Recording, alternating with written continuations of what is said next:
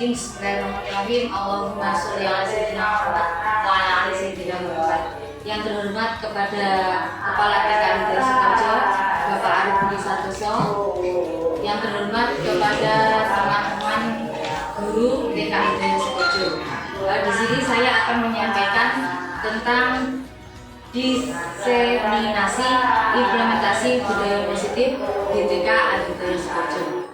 Sebelum saya mulai, saya mau mengucapkan terima kasih sekali atas kepada Bapak Kepala Alhidayah Sukoharjo karena telah berkenan memberikan waktu dan kesempatan kepada saya untuk menyampaikan tentang diseminasi implementasi budaya positif kepada rekan-rekan guru yang ada di TK Alhidayah Sukoharjo.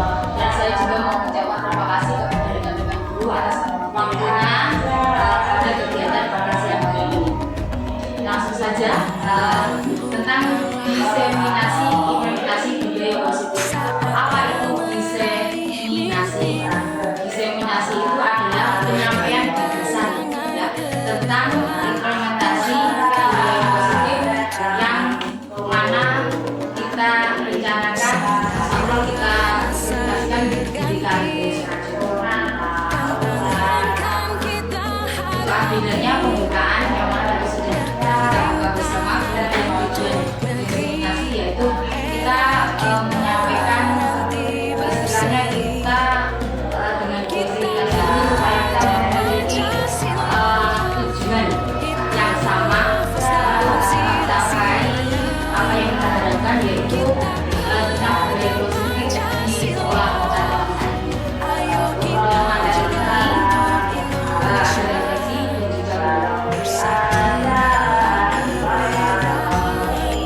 Topik dalam materi diseminasi yaitu disiplin positif dan nilai-nilai kebajikan di desa.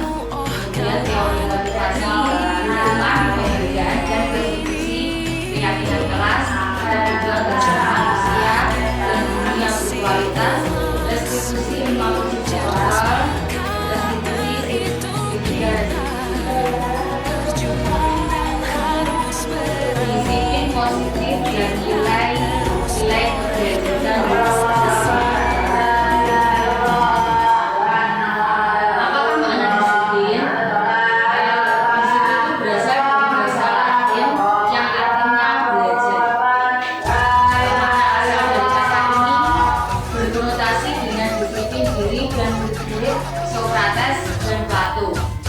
Disiplin diri membuat orang menggali potensinya melalui sebuah tujuan apa yang dia miliki. Namun dalam budaya kita makna yang tradisi itu telah berubah menjadi sesuatu yang dilakukan seseorang pada orang lain berdasarkan peraturan dan jaringan umum adalah menghubungkan kata disiplin dengan kesederhanaan bukan dengan apa yang kita miliki atau mendapatkan sesuatu. Nilai-nilai kebajikan universal, nilai-nilai kebajikan universal yaitu sifat positif manusia yang merupakan tujuan mulia yang ingin dicapai setiap individu. Nilai-nilai tersebut bersifat universal dan lintas bahasa, suku, bahasa, agama maupun latar belakang.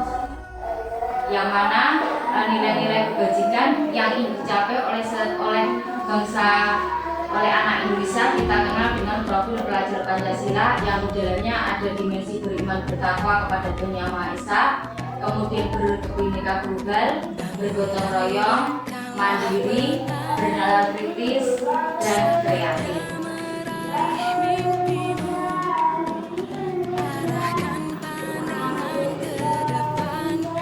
Latar belakang pendidikan merupakan hal terpenting pada suatu bangsa, di mana bila semakin baik suatu pendidikan maka akan semakin baik pula kualitas sumber dayanya, sehingga nanti akan mampu memajukan kualitas bangsanya. Hal ini juga sesuai dengan filosofi belajar dengan cara yang mana pembelajaran di sekolah itu harus mampu menuntun kodrat yang ada pada anak, bukan menuntun anak agar dapat mencapai keselamatan di kebahagiaan yang sesungguhnya baik sebagai manusia maupun sebagai anggota masyarakat melalui membuka belajar. Hal ini dapat terwujud dengan lingkungan belajar yang aman, nyaman, dan menyenangkan melalui budaya penerapan budaya positif. Penerapan disiplin positif merupakan pendekatan terhadap anak untuk melakukan kontrol diri dan membentuk kepercayaan diri mereka untuk lebih bertanggung jawab dan menumbuhkan karakter profil pelajar Pancasila. Inilah yang akan kita terapkan pada anak didik kita melalui kesadaran diri dan motivasi internal.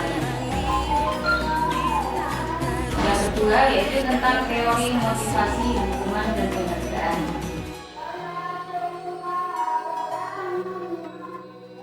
Teori motivasi, hukuman, dan penghargaan, restitusi. Motif untuk menghindari ketidaknyamanan, hukuman, apa yang akan terjadi apabila saya tidak melakukannya, itu termasuk motivasi eksternal. Dan juga untuk mendapatkan imbalan dari orang lain, itu juga termasuk motivasi internal. Yang termasuk motivasi internal yaitu untuk menghargai diri sendiri, saya akan menjadi orang yang seperti apa bila saya melakukannya.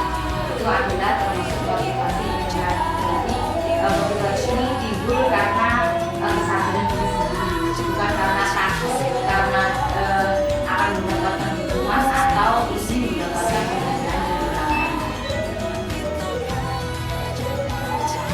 Hukuman merupakan salah satu cara penegakan disiplin yang terjadi secara tidak rencana dan bersifat satu arah, bisa berupa fisik maupun psikis. Konsekuensi merupakan salah satu cara penegakan disiplin sesuai dengan kesepakatan yang telah disetujui oleh Federasi. Perbedaan hukuman dan konsekuensi salah satunya yaitu hukuman sesuatu yang menyakitkan harus terjadi, sedangkan konsekuensi sesuatu harus terjadi.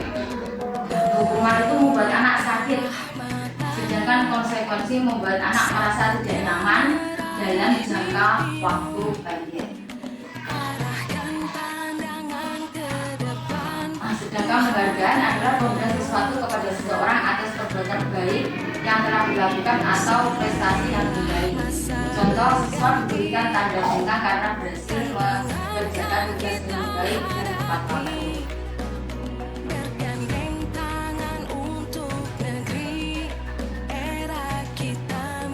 Menurut Alpi Kon, wawancara ASCB Annual Conference Maret 1995 mengemukakan baik penghargaan maupun hukuman adalah cara-cara mengontrol perilaku seseorang yang menghasilkan potensi untuk pembelajaran yang positifnya. Ini berarti diharapkan bahwa motivasi itu diharapkan timbul dari diri sendiri, bukan karena takut karena mendapatkan hukuman atau karena untuk mendapatkan.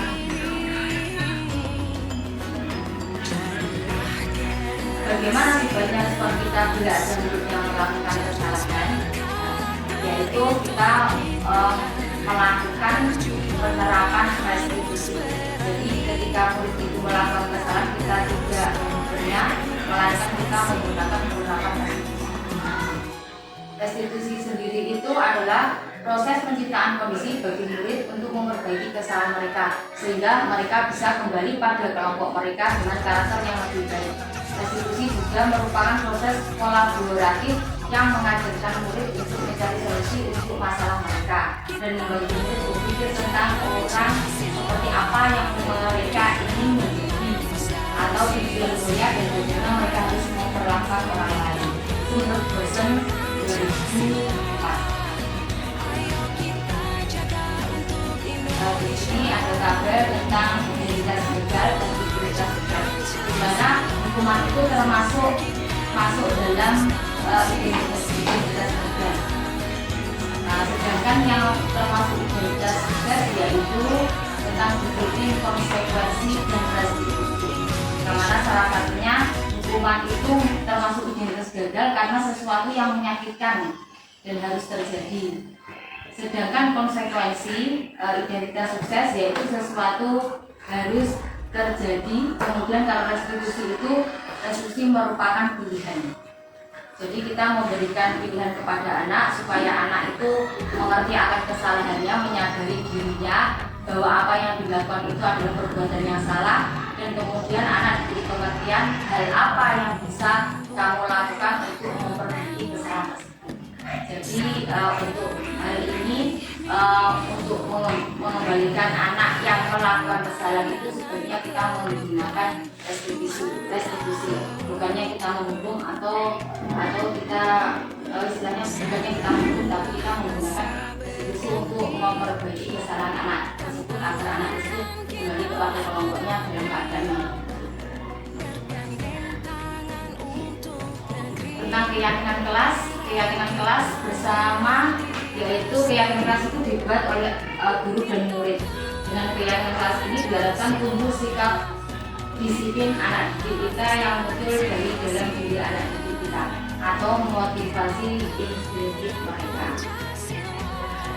Kemudian kebutuhan dasar itu ada 5, yaitu tentang bertahan hidup, kasih sayang, kebebasan, kesenangan, dan penguasaan. Yang mana kebutuhan dasar manusia, setiap tindakan yang dilakukan oleh anak, entah itu positif atau negatif, pada dasarnya mempunyai alasan tertentu. Alasan itulah yang pada akhirnya disebut sebagai pemenuhan kebutuhan dasar. Dengan mengetahui dan memahami kebutuhan dasar setiap murid, tentunya kita akan lebih mudah mengarahkan serta memfasilitasi mereka untuk bisa memenuhi kebutuhan dasarnya dengan cara yang positif. Di sini ketika anak melakukan kesalahan, yaitu dulu ada 5 posisi kontrol sebagai penghukum atau pembuat rasa bersalah atau teman atau pemantau atau manajer. Yang mana di sini kalau seandainya seandainya kita pada posisi membuat rasa bersalah atau kita sebagai teman, kita bisa menyesuaikan posisi kita pada posisi pemantau. Jadi diharapkan pada 5 posisi kontrol guru ini, guru berada pada posisi manajer, tapi secara bertahap tidak langsung menjadi seorang manajer karena semuanya peluang membutuhkan.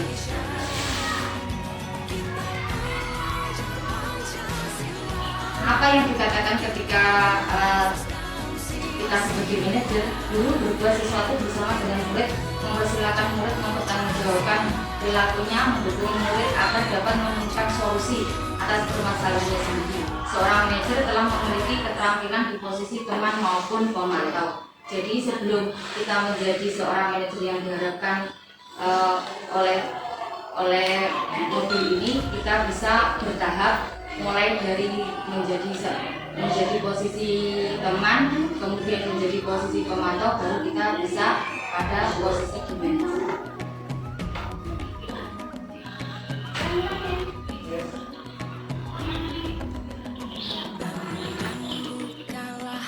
Selanjutnya yaitu tentang segitiga restitusi. Bila anak melakukan kesalahan, maka sebaiknya kita tidak langsung menghugurnya, melainkan kita menggunakan segitiga restitusi untuk memperbaiki keadaan. Di sini yang pertama kita lakukan yaitu segitiga restitusi itu ada 3 poin. Yang pertama, menstabilkan identitas. Yang kedua, kita validasikan tentang kebutuhannya. Yang ketiga yaitu kita memvalidasi atas kebutuhannya.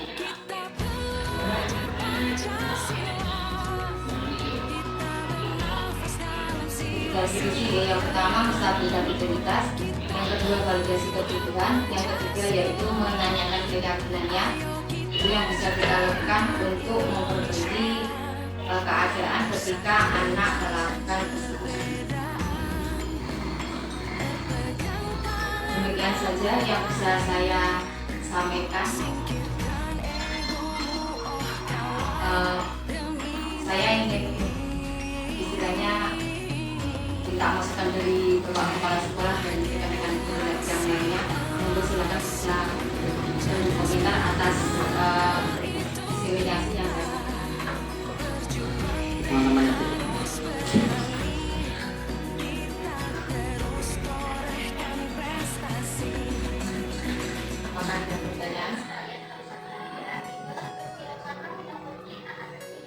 Jika tidak, saya cukupi sekian saja.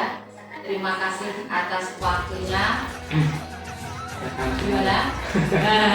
Kurang lebihnya saya mohon maaf. Saya tak lanjutkan yang agak panjang. Mungkin teman-teman sudah paham yang disampaikan Bu Rosida. Bu tadi sedikit banget Pak tentang apa? Refleksi begitu. iya Pak Arif. Bu. Apa Bu tadi? Bagian apa? Maksudnya yang disampaikan tadi tentang hukuman, istilahnya apa ya, di kasarnya biasanya hukuman, tapi dasarnya kan tidak hukuman, antara hukuman kan tidak diberikan itu maksudnya diseminasi itu kalau nggak salah itu tentang mencakup kita memberikan hukuman pada anak. Ngomong seperti itu aku belum paham diseminasi itu aslinya apa gitu kan. Tadi di depan sudah saya sampaikan untuk diseminasi itu saya menyampaikan gagasan. Saya menyampaikan gagasan yang saya peroleh dari kegiatan PDB saya. Iya, di situ. Di sini dari modul 1.4 itu ada 6 poin di dalamnya. Di antaranya itu tadi ya tentang disiplin positif, teori motivasi, keyakinan kelas, kebutuhan dasar, restitusi, dan segitiga restitusi. Diseminasi itu menyampaikan pesan dari pendidikan yang saya tempuh, saya sampaikan kepada teman-teman sekalian. Bu Laila mungkin ya ada yang bisa ditangkap dari Bu Rosida yang telah disampaikan. Dari yang kita sampaikan itu kan ada tentang motivasi, terus hukuman dan juga eksekusi. Bagaimana mengaplikasikan yang dari itu untuk meningkatkan disiplin murid. Maksudnya kita tahu adanya seperti itu, tapi cara kita sebagai guru untuk melakukan seperti itu kepada murid dengan berbagai macam kondisi dan itu saya masih belum. Ya. Yang jelas yang paling utama yaitu tentang teori motivasi. Teori motivasi itu kan ada dua, yang intrinsik dan ekstrinsik. Kalau yang motivasi dari dalam itu kita sadar, kita menyadari tentang apa yang akan kita lakukan. Contohnya sebagai dari sisi disiplin positif, kita sadar positif itu hal yang bagus. Saya menyadarinya dan saya siap untuk melakukannya. Itu tentang teori motivasi. Kalau motivasinya dari luar, itu sebagai contoh, mungkin lah aku gak dari itu izin kalau kancaku, izin kalau kepala sekolah, izin kalau murid itu kan karena dia malu dengan orang lain. Berarti kan motivasinya bukan motivasi dari dirinya sendiri. Sebagai contoh, ketika datang pagi itu, aku pengen datang pagi karena saya ingin menerapkan disiplin positif untuk diri saya sendiri. Saya sadar ini, gitu. Saya sebagai guru untuk memberi contoh yang baik kepada anak-anak. Itu kalau motivasi yang di dalam, kalau motivasi yang di luar itu, aku mau sekolah, tapi modelnya aku izinkan kancaku, izinkan kepala sekolah. Tentang motivasi, tentang masalah hukuman, penghargaan dan restitusi. Itu ketika anak melakukan kesalahan, itu selama ini kan kita melakukan hukuman, gitu. Kita melakukan hukuman, padahal hukuman itu sangat tidak dianjurkan. Karena ternyata dalam jangka waktu panjang itu hukuman itu tidak akan memberi atau menghasilkan motivasi internalnya pada diri seorang anak. Dia akan patuh kalau tidak ada gurunya. Dia akan patuh karena ada gurunya. Aku nggak patuh berarti aku nanti mesti dikasih hukuman, aku nggak enak. Gitu. Terus tentang penghargaan, ternyata saya berundang itu juga ikut pendidikan di sini. Ternyata penghargaan yang berlebihan itu juga tidak bagus untuk kedepannya anak-anak. Karena anak termotivasi, aku rajin belajar, aku nggak mari di sini, makanya aku kan bagus ya. Tapi yang paling penting berarti apa yang paling penting yaitu kita menerapkan supaya semangat itu timbul dari diri anak sendiri, bukan karena anak takut karena mau dapat hukuman atau mau mendapatkan penghargaan. Itu yang memang harus kita terus belajar. Terus tentang restitusi itu ketika anak melakukan kesalahan, kita tidak boleh langsung memukulnya, tapi kita harus menggunakan yaitu segitiga restitusi. Langkah-langkah untuk segitiga restitusi itu yang pertama yaitu menstabilkan identitas. yang mana guru berkata berbuat salah itu hal yang manusiawi, tidak ada manusia yang sempurna. Ini salah satu contoh kalimatnya yang bisa kita sampaikan kepada anak. Setelah kita menyampaikan kalimat tersebut kepada anak yang salah, kemudian kita meningkat ke langkah kedua, itu validasi tentang kebutuhan. Guru berkata, kamu bisa saja kan melakukan hal yang lebih buruk, tapi kamu tidak melakukannya. Kamu pasti punya alasan mengapa melakukannya. Apa yang penting bagi kamu? Kamu boleh tetap berusaha menjaga sikap itu, tapi tambahkan sikap yang lain yang baru. Maukah kamu belajar cara lain untuk mendapat yang kamu butuhkan tanpa harus memukul? Apakah kamu bisa melakukan dengan lebih baik besok lagi? Itu kalimat yang masuk tingkatan yang kedua, yaitu tentang validasi kebutuhan pada kita. Kemudian ini memang harus terus belajar budaya. Memang membutuhkan proses yang panjang untuk belajar melakukan pendidikan. Terus yang ketiga, kemudian kita menanyakan tentang keyakinannya. Apa nilai yang kita percaya di kelas atau di sekolah kita? Nilai-nilai universal apa yang telah kita sepakati? Kelas yang ideal itu seperti apa sih? Kamu ingin jadi anak seperti apa? Apa yang kamu rasakan ketika kamu melakukan itu? Kamu menjadi orang yang seperti apa? Itu pertanyaan yang bisa disampaikan sekarang. Sehingga berarti yang di tingkatan yang di awal itu kita memberitahu memang saat ini kamu itu berbuat salah itu sebenarnya manusiawi loh. Terus yang keduanya kita tapi sebenarnya kamu itu bisa loh ya mau melakukan hal yang lebih baik dari apa yang kamu lakukan, seperti tadi kamu memukul temanmu itu, seperti itu. Terus yang ketiga, menanyakan keyakinan kamu. Ini keyakinan ini kalau untuk saya yang sudah saya praktekkan, yaitu saya mulai kemarin tentang kesepakatan kelas. Tentang kesepakatan kelas itu kalau kita seandainya saya dengan teman, jadi kita menjadi dunia lebih kelasnya. Nah, di sini mungkin menanyakan keyakinan nih, kalau seandainya kamu tidak memukul, kamu dengan temanmu bagaimana? Kamu kan lebih bisa rukun, lebih bisa akrab dengan teman. Bisa dibantu.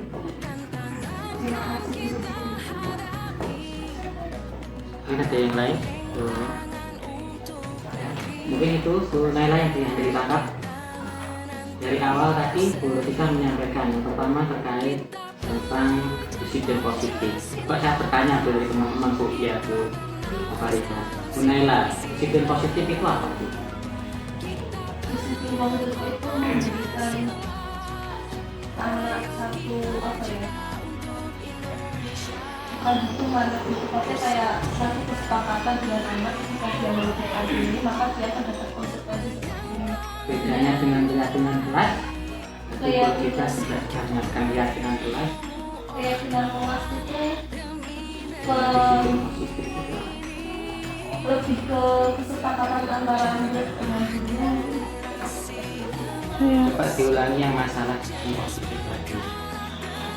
Disiplin positif tadi artinya apa? Saya Monggo Bu Farida. jangan, nggak apa-apa, tarik aja. Kalau menurut saya disiplin positif itu disiplin yang tumbuh dari diri kita sendiri dan agar orang lain itu terpacu karena kita, misalnya kayak contohnya Bu Rosita tadi, kita datang pagi karena kita sendiri, terus anak-anak termotivasi, anak-anak yang datang terlambat itu, wah guruku datang pagi, jadi memberikan dampak positif lah bagi keseluruhan dan lingkungannya. Ibu tadi bisa menambahkan biar teman-teman jelas nanti arti disiplin positif itu kaitannya dengan keyakinan kelas. Sebelum kita keyakinan kelas, kita harus tahu yang namanya disiplin positif. Disiplin positif itu apa? Mungkin Bu Rosita bisa menjelaskan Bu Rosita. Untuk disiplin positif itu menurut saya itu tindakan yang bagus yang bisa kita lakukan dimana kita menurut referensi dari PDP, Bu Rosita bisa menganalisis ya sumbernya dari mana arti disiplin positif itu, dari modulnya Ada nggak kira-kira?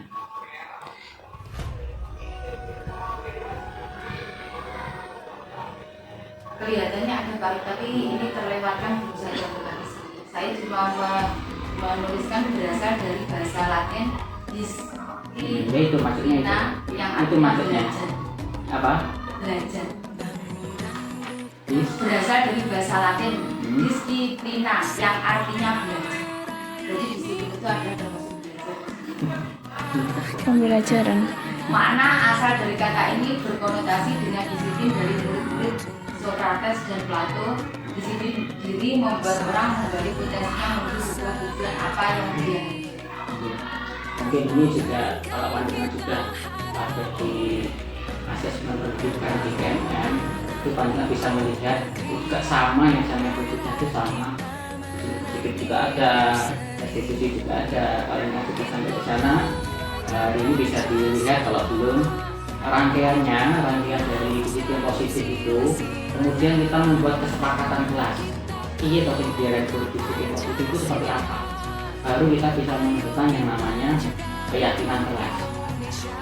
Keyakinan kelas bisa menjadi baik, bisa menjadi buruk. Misalkan seperti ini, kemarin saya sudah memberi contoh ke Bu Naila. Misalkan kita suatu saat mungkin 10 tahun yang akan datang,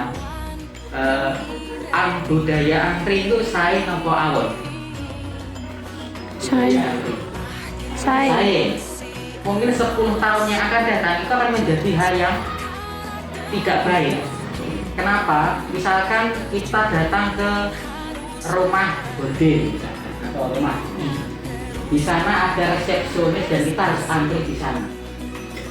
Apakah kita ketika masuk antri di rumah bordil itu kita kan sudah melakukan hal disiplin? Menurut ibu-ibu itu menjadi baik atau menjadi buruk kira-kira? Ketika termasuk di sana. Ya buruk, tujuannya aja udah buruk kok. Makanya itu artinya apa? Kesepakatan dan disiplin positif itu ketika digunakan pada tempat yang Salah. akan menjadi Salah. Makanya dibutuhkan keyakinan kelas. Ini benar apa salah. Kemudian dilanjutkan lagi dengan kegiatan hukuman dan penghargaan. Di sana kan sudah benar, menghukum itu juga negatif, memberi penghargaan juga negatif. Simatur untuk tarik. Simatur adalah para leluhur kita atau yang telah membuat buku dan modulnya. Referensinya dari mana bro? Bisa ditambahkan bro? Lama capek saya. Iya tadi. Pasare bahayku lek didik aku kayak kakek Bener. Dari ditindasi. Tak jadi kita sudah pernah bro, dari kecil kata-kata itu dari guru kita bahkan sudah melaksanakan hal itu. Bahkan kita sebenarnya sudah memulai sebelum ada PMM ini, sebelum ada guru penggerak ini, kita sudah melakukan kesepakatan kelas dan akan menjadi keyakinan kelas. Oke. Setiap kita musyawarah, kita membuat apa, ibu? Membuat apa? Kesepakatan. Ketika sudah kesepakatan menjadi keyakinan kelas. Artinya di sana. Bahkan sebelum ini kita sudah sering melaksanakan hal itu. Bahkan sampai hari ini kemarin juga saya matur ke guru kita, saya tidak pernah membuat aturan apapun kecuali dengan musyawarah. Kuncinya adalah mungkin ini yang saya dapat dari waktu sekolah dulu ketika PMP pendidikan moral Pancasila, ciri khas bangsa Indonesia adalah musyawarah mencapai kesepakatan, itu yang menjadi dasar. Nah, mungkin nanti siapapun yang menjadi pemimpin itu adalah modal dasar utama. Mau ada guru penggerak, mau ada PMM, mau ada apapun, kalau kita sudah melaksanakan itu ya tidak ada masalah. Kita sudah melaksanakan. Ketika sudah melaksanakan hukuman, penghargaan, itu juga menjadi faktor negatif untuk anak-anak. Bagaimana caranya? Itu tadi solusinya dengan menggunakan sertifikat restitusi. Ketika restitusi, mungkin ibu-ibu bisa mengulangi baik disampaikan 2 sudah atau perlu diulangi lagi. Mungkin diulangi lagi bro kita. Untuk segitiga restitusi itu apa sih artinya? Gunanya untuk apa sih? Segitiga restitusi itu yaitu merupakan suatu cara untuk menyelesaikan masalah supaya anak itu bisa kembali kepada kelompoknya dengan karakter yang berbeda. Yang mana segitiga restitusi itu bisa dilakukan dengan 3 tahap, antara lain menstabilkan identitas, kemudian validasi kebutuhan, dan yang ketiga yaitu menanyakan tentang keyakinan yang sudah dibuat bersama.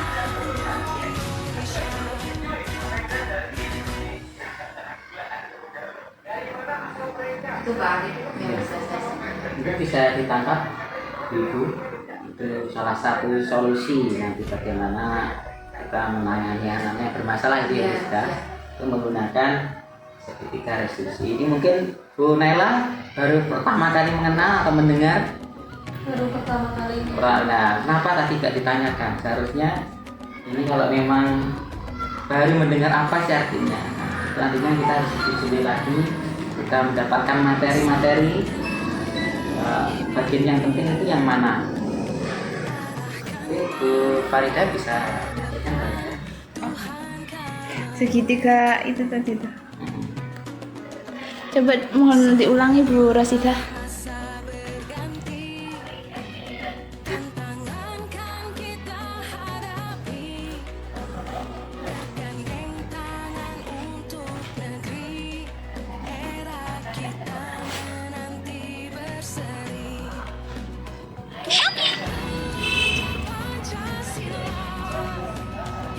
Ini berbeda segitiga restitusi. Iya. Bisa dilakukan dengan cara Iya, iya yang pertama.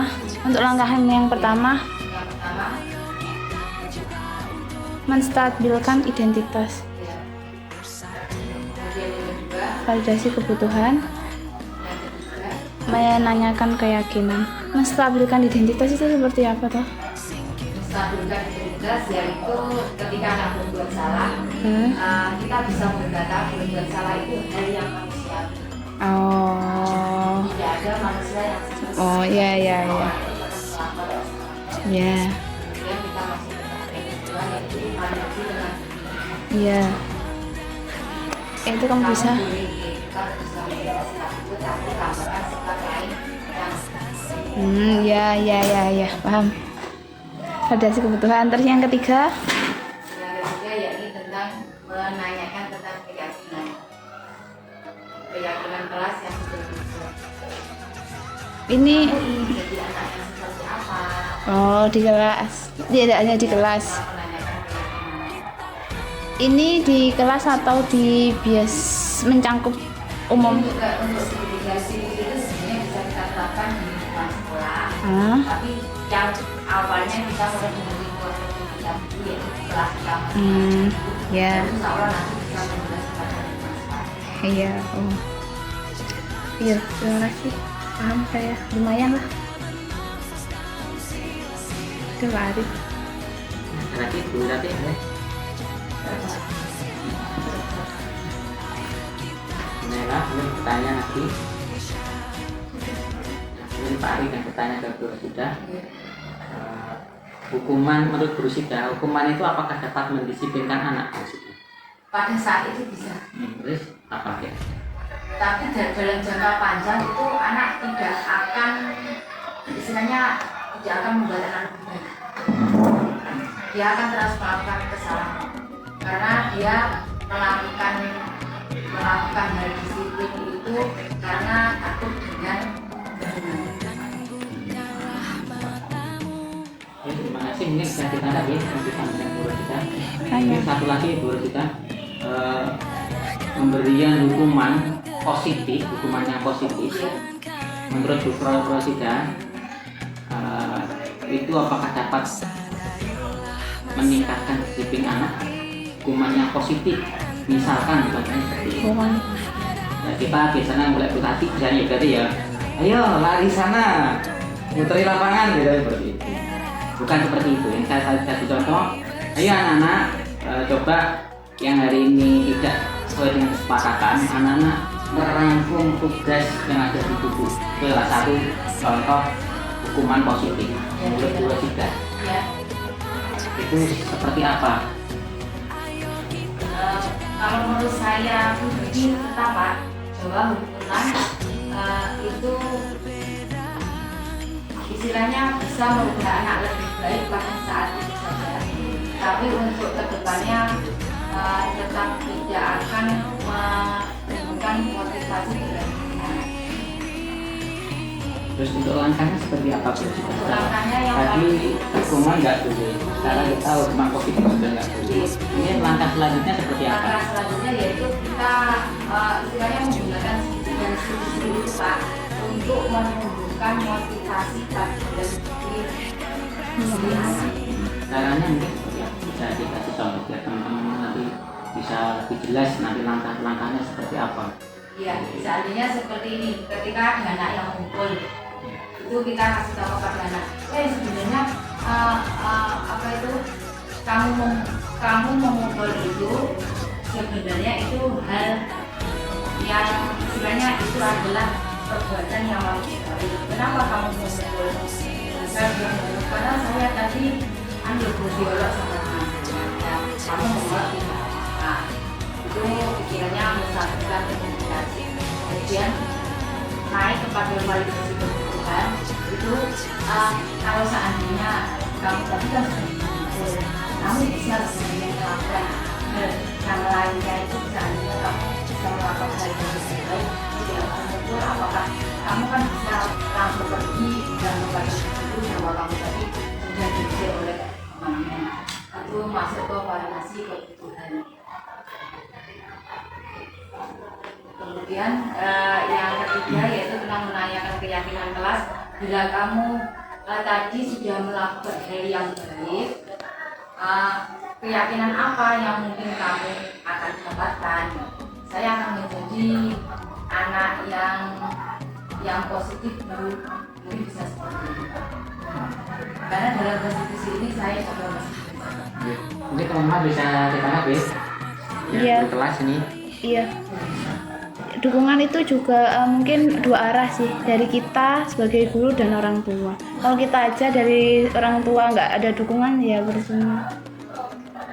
Itu yang saya rasakan. Bisa lebih jelas lagi. Ya misalnya kita kan sudah memberikan ya tidak ini bisa disampaikan kepada orang tua juga. Misalnya nanti kita sebagai guru sudah memberikan yang terbaik, contohnya memberikan ini untuk anak, tapi di lingkungan rumah, di rumahnya orang tuanya tuh acuh tak acuh, itu nanti anaknya kan juga akan disiplin di sekolah aja, tapi nanti di luar sekolah kan mengulang lagi kesalahan yang dilakukan. Bisa ditambahkan? Tadi tidak pernah. Jadi sampaikan dulu.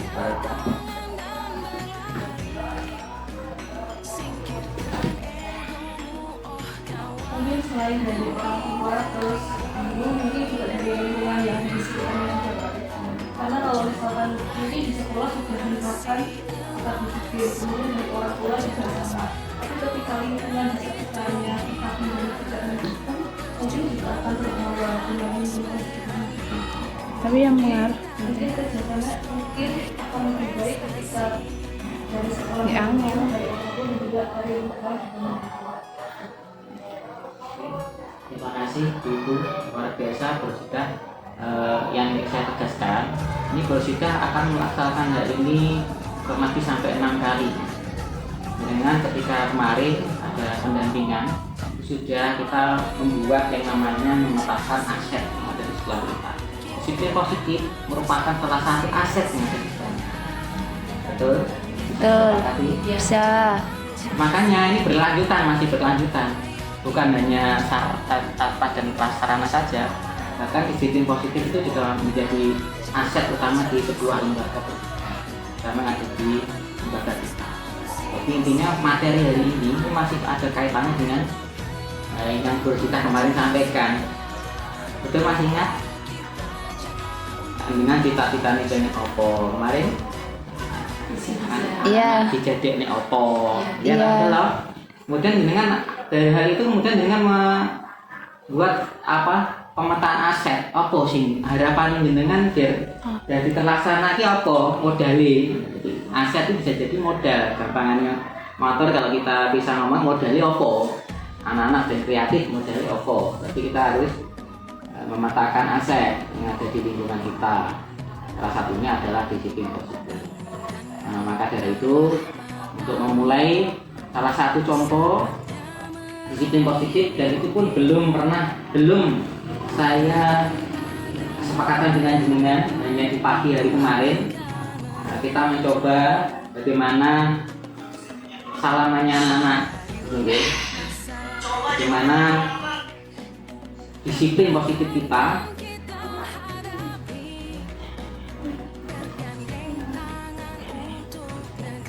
bisa dilaksanakan dengan konsisten. Apapun bentuk hukuman, bentuk penghargaan, kalau tidak dilaksanakan secara konsisten akan menjadi muspro. Salah satunya adalah salaman. Kemudian panjenengan juga mengiyakan itu menjadi kesepakatan kita dan akan menjadi sebuah aturan. Sebenarnya baik sepakat menjadi aturan bersama. Sumbernya di sana aturan itu. Seperti kita menyusun DPR itu menyusun undang-undang, nggak mungkin lah jadi undang-undang. Mereka harus menggodok dulu, membuat kesepakatan, musyawarah dulu, baru membuat keputusan. Nah, keputusan itu menjadi keyakinan dan menjadi aturan tata tertib. Maka dari itu aset kita yang saat ini perlu kita kembangkan, salah satunya adalah budaya positif itu tadi. Budaya sekolah kita apa? Disiplin yang seperti apa?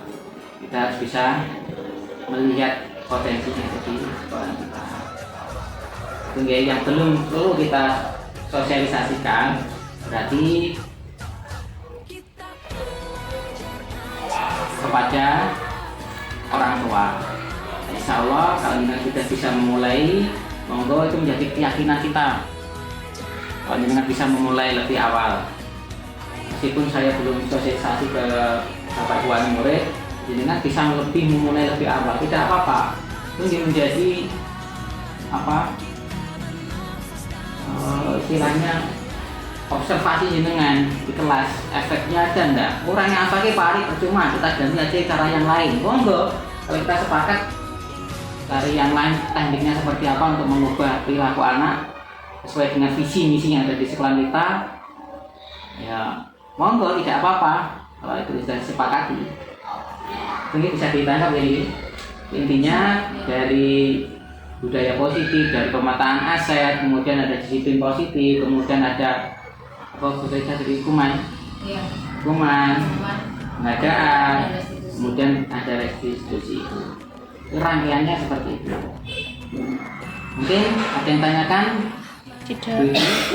Saya hanya membantu Guru Sudah untuk memperjelas apa yang disampaikan Guru Sudah. Hal ini bisa dilihat di PMM, lengkap sama yang dikatakan Guru Sudah, sama. Iya. Sama, plek. Intinya apa? Di PMM itu jenengan nggak usah menunggu guru penggerak, jenengan bergerak sendiri. Di sana sudah ada. Pak Arif sudah mempelajari yang ini.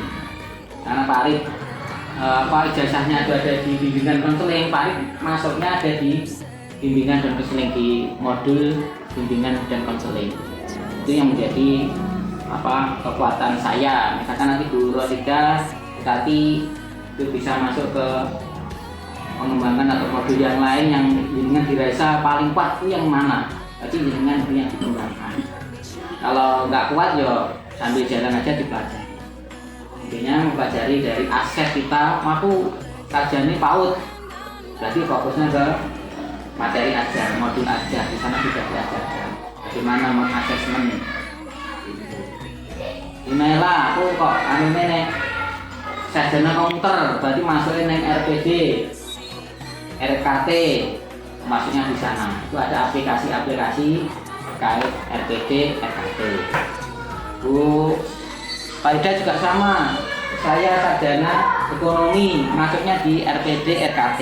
Gimana nanti menyusun. Di MPM ada semua. Sebenarnya nggak usah menunggu guru penggerak, di PMN sudah lengkap. Kita mungkin kalau modulnya hilang bisa dilihat di PMN itu ada semua. Termasuk Surincar kemarin juga ada semua di sana. Mungkin bisa ditambahkan, mungkin dimasukkan kepada Brosida. Belum. Belum. Bu Naila. Bu Sari. Sebenarnya kemarin saya sudah menyiapkan Brosida untuk menambahkan ya teman-teman tadi ada pertanyaan. Ternyata kita lihat belum dimasukkan, ada dua belum dimasukkan. Lupa atau seperti apa? Fokus kepada sumber darinya dari mana? Maksud saya cukup ditanyakan saja. Ketika kita diskriminasi itu pasti ada dua arah. Artinya jenengan yang menyampaikan, teman-teman yang seperti biasa kita rapat-rapat seperti itu loh. Intinya kita selalu dua arah. Itu masukan dari Pak Arif ya sangat luar biasa. Mungkin yang ke depan bisa bagaimana menyampaikan susunannya, slide-nya, tampilannya, mungkin ditampilkan fotonya jenengan, fotonya anak-anak, ini contoh anak-anak hukumannya seperti ini. Ini nggak apa-apa praktek dengan anak-anak di foto di kemarin di sana. Itu saya rasa juga makin seru. Terus bagaimana salah satu contoh budaya disiplin positif misalkan anak-anak menaruh sepatu dengan video aja, ini salah satu yang menjadi kesepakatan. Nggak usah banyak-banyak, nggak usah membaca menulis itu belakang. Yang penting dengan anak-anak datang saling seperti kesepakatan kita, kemudian anak menaruh sepatu, nilai tasnya di mana itu ingat video aja. Ingat foto, ditampilkan di sini slide-nya, mungkin nanti bisa ditampilkan besok dengan di-upload. Saya harus ditambahkan foto-fotonya anak-anak biar lebih nyata actionnya. Benar-benar kita sudah punya modal awal seperti aset yang kita bicarakan pada pertemuan yang lalu. Itu sebagai dasar kita untuk merubah situasinya dari sekolah. Kemudian ada yang lain menambahkan masukan. Berikut yang menambahkan William 4. Masih ada 12 menit lagi, maka biar agak panjang bisa bertanya.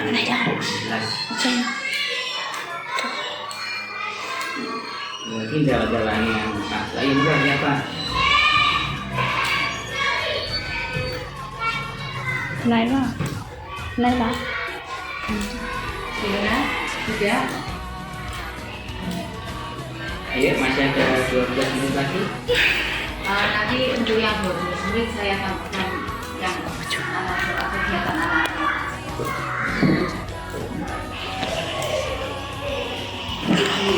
Monggo, Ibu Farida. Dan menambahkan? Cukup. Seandainya kemarin itu kan sudah ada yang berlaku ada hukuman bunuh diri ya itu gimana? Kalau yang sudah terlanjur biarkan saja bunda. Yang penting kita ke depannya kita memperbaiki. Contohnya apa bunda yang kemarin-kemarin itu? Biar lebih spesifik ya teman-teman sudah tahu bahwa ini berhukuman. Yang seperti tadi, seperti dikasih tadi, ini suruh lari kan sudah terlanjur. Kan belum tahu kan ada ini ada aturan yang dikasih Dengan pemberdayaan dan belum belum ada itu kan ya kita kan ya belum mau kalau Sebenarnya sudah ada pembacaan, ini sudah masa masih di SD itu sudah seperti itu. Maka Bu Tati tadi ingat, oh Bu Tati ketika penghargaan jadi apa Bu? Ditunda sih. Sebenarnya sudah ada itu. Bukan ilmu baru sebenarnya. Bukan ilmu baru. Ini cara penerapan kita aja ya. ini sudah diterapkan tapi Iya. Ya, terima kasih Bu Ida.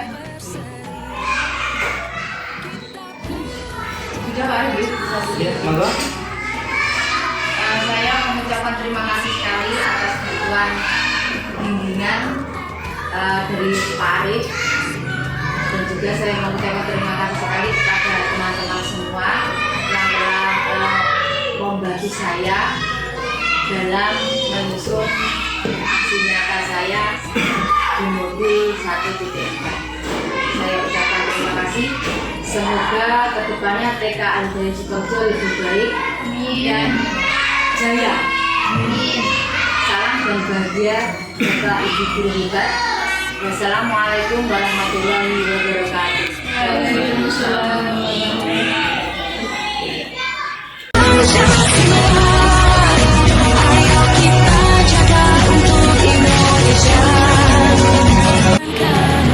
Assalamualaikum warahmatullahi wabarakatuh. Saya sebagai guru TK Al-Bayan Sukoharjo, alhamdulillah mendapatkan ilmu baru yang diberikan dari teman sejawat kami, yaitu Bu Nurbaiti Rosidah, tentang budaya positif. Dan alhamdulillah dari teman-teman kami, insya Allah apa yang diberikan Bu Nurbaiti Rosidah akan kami lakukan demi perubahan yang ada di TK Al-Bayan Sukoharjo, yaitu tentang segitiga distribusi. Semoga